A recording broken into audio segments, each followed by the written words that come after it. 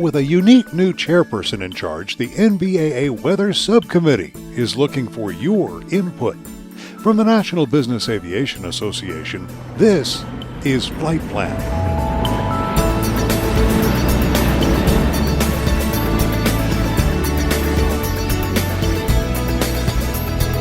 I'm Pete Combs with your trusted source for business aviation news. Part of the NBAA Access Committee, the Weather Subcommittee is dedicated to providing a platform by which members can interact with the broader aviation weather community. On the committee itself, people who represent just about every phase of the industry, from pilots to schedulers, from dispatchers to, and perhaps you didn't know this, people who work in the back of the plane as flight attendants and flight technicians. Last month, at the NBAA Business Aviation Convention and Exhibition in Orlando, I sat down with leaders of the NBAA Weather Subcommittee, past and present. I'm talking with NBAA's John Kosak, who's the association's weather program manager and staff liaison with the Weather Subcommittee, and John is a weather authority in his own right. The subcommittee's outgoing chairman is Bruce Carmichael, director of the Aviation Applications Program at the National Center of Atmospheric Research, recognized nationwide as an expert in aviation weather. As Bruce is retiring now, he's handing the reins of the Weather Subcommittee over to Judy Reef. Judy is a contract flight attendant with Aircraft Setup Services and former chair of the NBAA Flight Attendants Committee. She has an extensive background in meteorology with a Bachelor of Science degree in Environmental Sciences from Western Kentucky and experience as a meteorological technician at WSMV Television in Nashville. There, she coordinated local weather forecasts and graphics. Judy, why is it important to have everyone in the aircraft focused on weather? We want to keep everyone safe from the injuries. And so having that information available to us before we depart our locations is vital. Having that the location of the turbulence en route, we can adjust our cabin service. Plus, we can also advise the passengers via the seatbelt sign being turned on, or verbally, we can advise the passengers, hey, we really want you to stay seated during this phase of the flight because we're going to encounter moderate turbulence. In many cases, some of the passengers do comply, and some cases they may not comply. But the challenge is, are they going to stay seated? It helps, I would think, to be able to tell them why you need to sit down and why you need to hold on the meal service for just a minute, whatever it is, to give them a reason. Very true. It does. And again, the having the appropriate weather information and turbulence information and relaying that to them is vital to keep them and us safe. I think today's passengers are pretty savvy. They see in social media turbulence occurrences that happen on commercial aircraft. And so I think for the most part, everyone, when we say stay seated, we mean stay seated because we're about to encounter that. Does that always happen? No, but it is important, for them. And like I said, most comply. I'm not sure if I'm answering the question properly. No, you did great. Okay. So I do want to ask you another question just while we're chatting here. It is remarkable that a non-pilot, non-scientist is actually going to lead this group. Do I have that correct?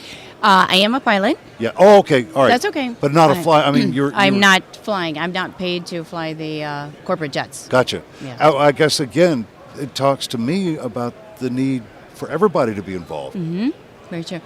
I'm actually thrilled that I was asked by John to lead the committee. Again, I'm not a scientist, and I do not have a degree in meteorology. I just hope from being a end user in the back of the aircraft and being able to put my skills together, as well as my background knowledge, from a pilot aspect, from a weather aspect, to help educate the community and our industry. I think we'd like to bring more weather awareness to the group, the need for, I think, more training, even when as a flight attendant going through our training programs, initial or recurrent training programs, I think it would be great to touch on aviation weather just a little bit more than what's done. And as far as pilots go, I know they get a lot of great training. But I think it's about continuing education. You've got to keep up on the latest and greatest technology when it comes to aviation weather. Whether it's the onboard radar systems, maybe we could have more training or continuous training on those weather radar systems on the aircraft, onboard weather radars. Sure. John, things are changing. Every time I talk to you, something new is happening. And so let me take this opportunity to sort of ask what is ahead for us in the next, 12 to 18 months. Yeah, we're progressing at the speed of light, it seems like. There's new tools that are popping up every day. One of the things that you'll see if you were to attend one of our Friends and Partners in Aviation Weather sessions are some of the new tools that are being proposed, a lot of the research that's being done, whether it's by schools, vendors, the FAA and the National Weather Service themselves, NCAR, all those different groups that are all trying to create the next best thing. Now, of course, that does create some complications. How do we keep up with all that? So part of the charter, if you will, of the Weather Subcommittee going forward is going to be to try and get as many NBAA members as possible involved. We have companies that operate all different sizes and types of aircraft, from single engine recips to single engine turbines to the twin engine monsters that fly around the world in a day. So we have a lot of members who have different needs.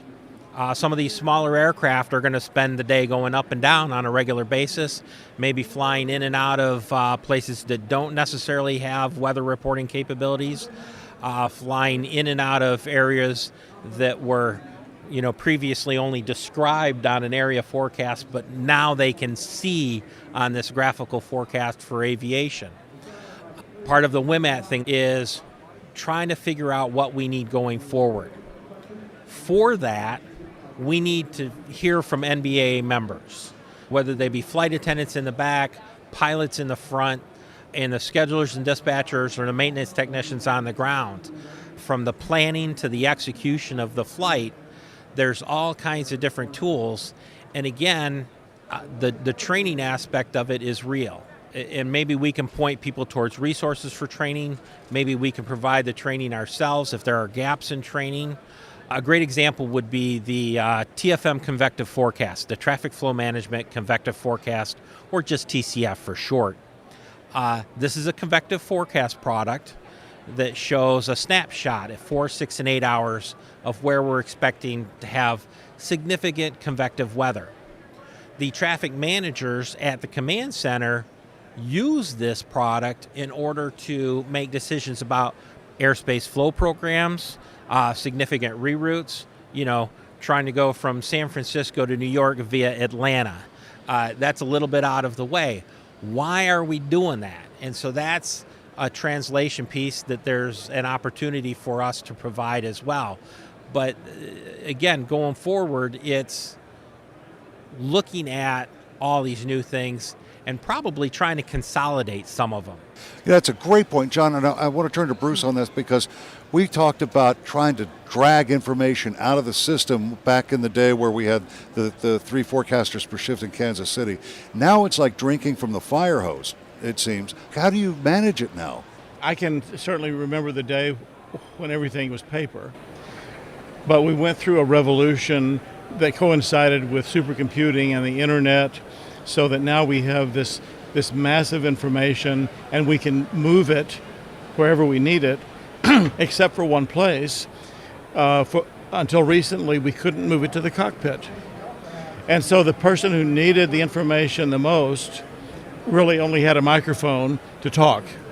And so now we're going through another revolution where it's getting to the point where the information is all available in the cockpit.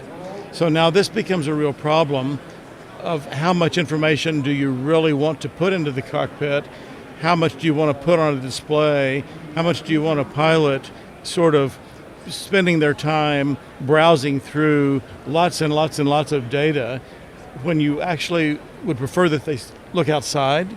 And so there's this whole issue now, as you sort of raised it, about the pilot and what they really need and when they need it, and how do you get it to them just in time and just the right information without overcoming them with information. So that's really where a lot of the research is currently going on, is the human factors aspect of how do we communicate the right information at the right level of detail at the right time to the folks in the cockpit. Judy, to the same end, I would think that when you're trying to get information to the back of the plane, you're also drinking from the fire hose. Are you also experiencing that same sort of need to filter, same sort of need to sift that information to get what you need effectively, quickly, and just when you need it? Yes, we do. Filtering information is great because there's a lot of that data that we don't need back there. Basically, I think personally for us, it's pretty simple. Is it going to be smooth or is it going to be rough? Seatbelt sign on, seatbelt sign off. I personally feel just a little bit better communication from the cockpit to the cabin crew. I'm a big advocate of pre-flight briefings, including the weather and also including cabin crew, because there may be some operations that do not include their cabin crew in their weather briefings and our briefings overall. But we need to know if we're going to have rough air or smooth air, which also helps us determine, again, when we're going to provide cabin service, and also to be able to safely walk around the cabin at altitude. Hey, let me ask, a lot of this technology is coming out on iPads. A lot of cockpit crew members are using them. Do you advocate the use of an iPad for weather purposes in the back of the plane? I actually not an iPad, but I have a turbulence app on my cell phone that I use. I will look at NCAR's turbulence data, and well as I have an app called Turbulence Forecast. And if I want some just quick information, I'll use that app, and it actually gives me or shows me areas of the country that may have low-level wind shear or altitudes, for example, from maybe 28,000 to 47,000 feet. We're going to have some turbulence in that region as well.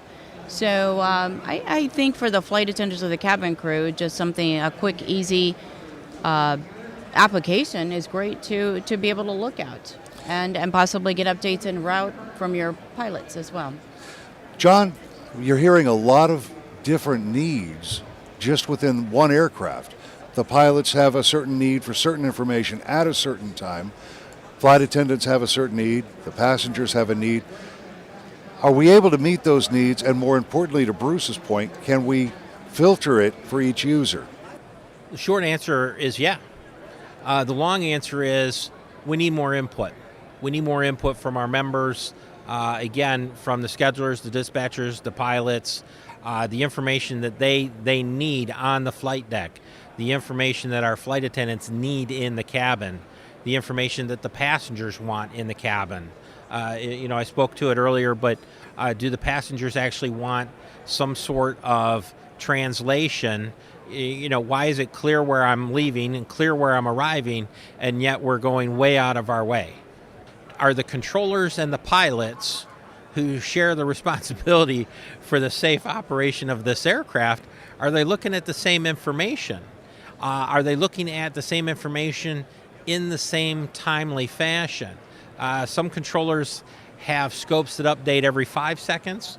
Other controllers, not so quick. Pilots, the information that comes up to the flight deck right now, to the best of my knowledge, is not regulated as far as the timeliness of that information. The radar takes a certain amount of time to scan the atmosphere. Then it takes time to process that scan. Then it takes time to send that image up to the flight deck and display it. There's nothing that says which time has to be put on there. What time did the scan start? What time did the scan finish? What time was it processed? What time was it sent? What time? There's nothing that says what time has to be put on there. So again, it becomes an education piece because you have a pilot who's looking at information that in some cases can be over 15 minutes old. They're looking at a radar picture. If you're talking about a fast-moving thunderstorm, that cell has moved. It is in a completely different position, and that represents a severe safety issue, not only for the folks flying, but the folks riding them back. When we talk about getting more people involved in weather, aviation weather, Judy, when we talk about getting this information boiled down to what people need, when they need it, how do you hope to get people involved as you take over the reins of the subcommittee?